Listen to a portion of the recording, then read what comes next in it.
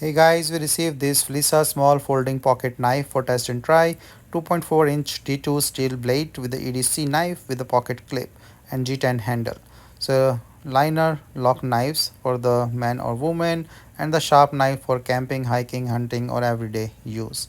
So this comes in this nice packing, and let me just open up this knife. So as you can see it here, so it's nice high quality one, and it's 5.9 inches in the total length. After closing it's 2.4 inches by 1.2 and around 3 ounce is the weight.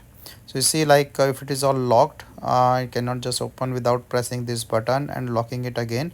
Very sharp blades, 61 to 63 HRC, anti-slip teeth, D2 steel blade, black platinum or titanium coating, and the CNC precision grinding. Overall, this also have a lanyard hole or the pocket clip with the G10 handle. So nice grip and nice thing, safety liner lock that you can easily use, and nice knife.